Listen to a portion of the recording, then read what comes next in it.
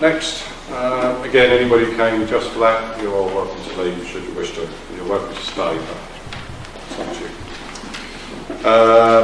17 Linford Close. Right. Oh, what's this thing doing there?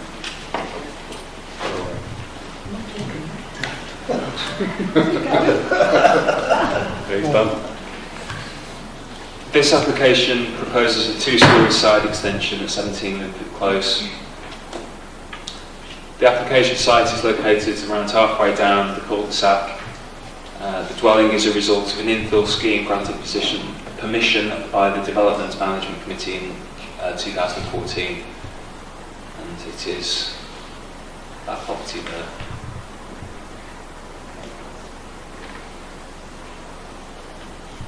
The side extension is shown here. What's that rectangle there? It would be 4 metres in width and 7.3 metres in depth, and would feature a garage at the ground floor.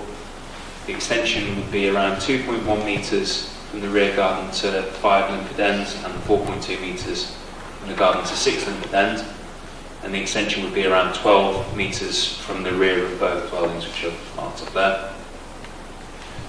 Subject to a condition to ensure that no windows are inserted above ground floor in the side elevation facing numbers 5 and 6, the impact on amenity is considered to be acceptable.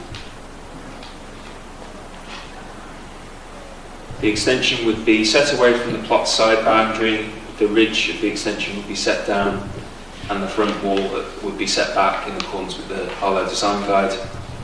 Local objections have been received on the basis that a previous scheme for a pair of semi-detached dwellings on the site was considered to be cramped, but it's not considered that the scheme and the extension proposed now are comparable. The character and appearance of the development is therefore considered to be acceptable. So that's the application dwelling there. And you can see to the left-hand side of the photo, the nearest neighbouring properties, the extension would go in the gap there. The application is recommended for approval, subject to conditions and the informative set out at page 50 of the agenda. Thank you. Thank you. We have one speaker on this one, so Daniel O'Connor, if you would come forward. Speaking against the proposal. Daniel, you'll have 3 minutes. Turn your microphone on, switch on the right. This one here? Yeah. And then you'll have 3 minutes. Hello, my name is Daniel O'Connor. I live at number 6 Linford End with my partner Samuel Allbank. The original proposal submitted for this plot was to be 2 dwellings at 16 metres in width by 5.8 metres in depth, totaling around 92 square metres. It was to be just 1 metre from our shared boundary, with 6 Linford End and 2 metres from the shared boundary on the 5 Linford End. When we reviewed the information on the planning portal, it's noted that the development was refused contrary to policy H10 and BE1 of local planning policies, quoting, "The layout of the proposed development remains overly cramped, contrived when viewed from the street, and would introduce an unacceptably large expanse of hard standing." The current footprint at number 17 Linford Close is around 65 square metres, and when reviewing the details of the proposed extension, it would measure 4 metres in width and 7.3 metres in depth, and only 2 metres from our shared boundary of number 6 and 4 metres from the shared boundary of number 5. This would bring the total footprint of the house to over 94 square metres, larger than that of the original development that was rejected in 2014. The proposed development will undoubtedly have a negative effect on sunlight to the gardens of number 6 and number 5 Linford End. Looking into our gardens, the sun rises from the left in the east, arcing over 17 Linford Close, setting between the shared boundaries of both 5 and 6 Linford End and 17 Linford Close. The proposed development will be 4 metres closer to our shared boundaries, meaning that it will categorically be blocking sunlight into these gardens.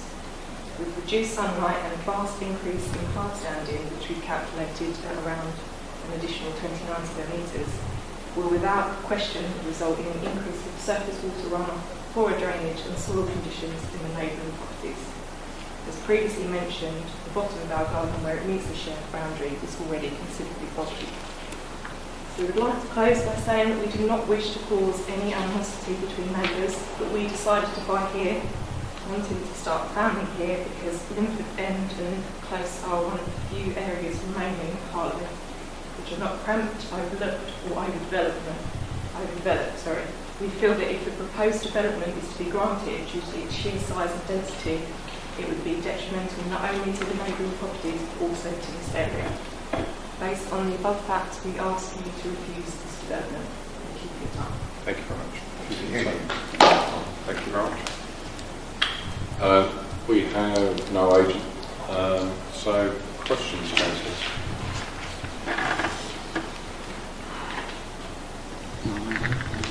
I need the working hours. No. Why can't we have the working hours? Propose that later. Can I- Mr. Councillor Davis. Some of the objections, can I go through with the officer about whether they're relevant or not? Because first of all, as the lady says, reducing the sunlight to the rear gardens and rear elevations of number 5 and number 6. That's the first one. And then I'm concerned about the water runoff as well. So if we could discuss that as well, that'd be helpful. So loss of light and overshadowing are things that we can consider, but we think that this scheme is in accordance with the design guide, that the impacts would be unacceptable. It still would be set in 2 and 4 metres from the boundary and 12 metres from the actual dwellings, so any loss of light would be limited to the rear part of the garden and not the bits closest to the house or the actual dwelling, which is obviously the most important part. In terms of the flooding and the bogginess, for development of this scale, it wouldn't be proportionate to have on full drainage schemes because it doesn't generate that much tangible difference, really. The amount of additional development wouldn't necessarily have a tangible impact on the level of bogginess. And obviously the building is still set away from the boundary, so it's unlikely that any water would be flowing off the roof onto the adjacent land. Councillor Davis. This is the other one I wanted to query. On the previous application, which was refused, is it considered that the dwellings would be overduly cramped? What's the change in this? So this proposal is set further away from the boundary, and that proposal was for 2 semi-detached dwellings, so it has different policy considerations to an extension is fundamentally different. This proposal is in accordance with the criteria for extensions that's set out in the design guide. So our policy basis is positive for this. Debate. Sorry, can I ask just one question on You can. Councillor Davis?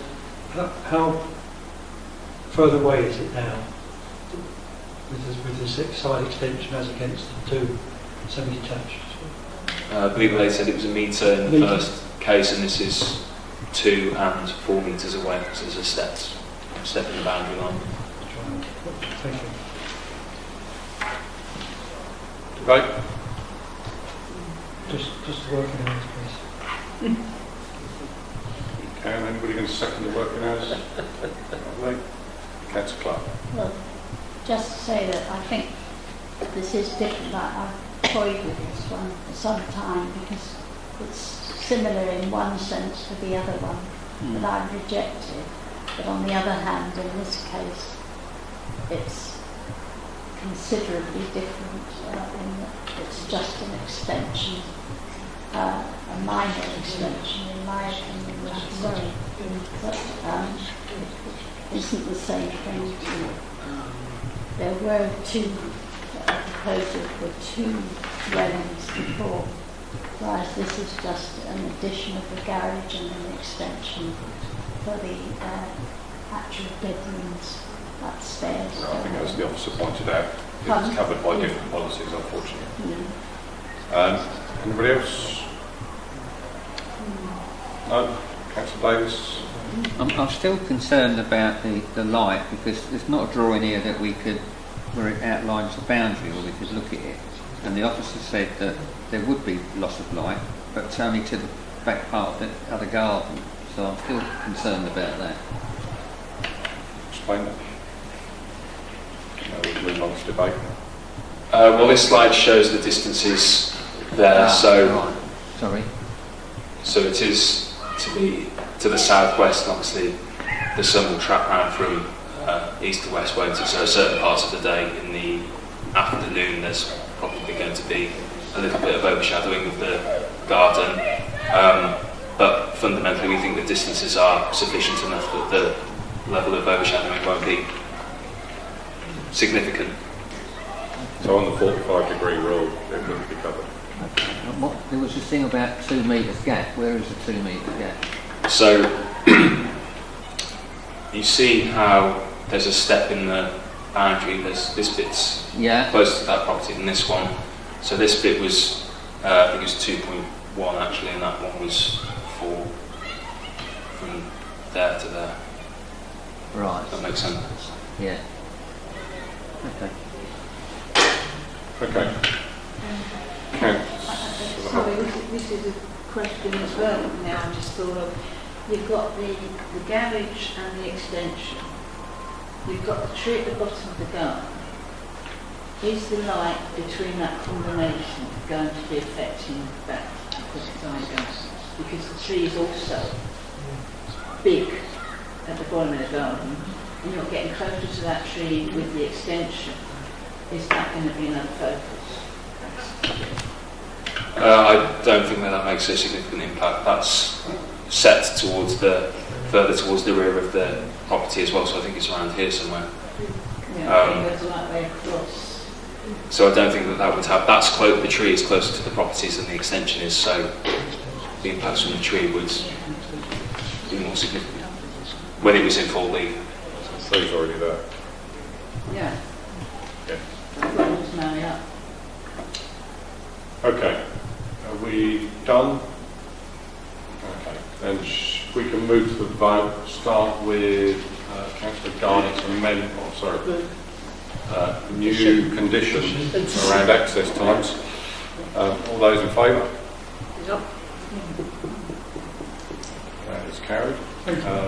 All those in favour of the amended conditions that appear at page 50 of your agenda paper? That is unanimously carried. Okay, thank you very much. I move back to the agenda.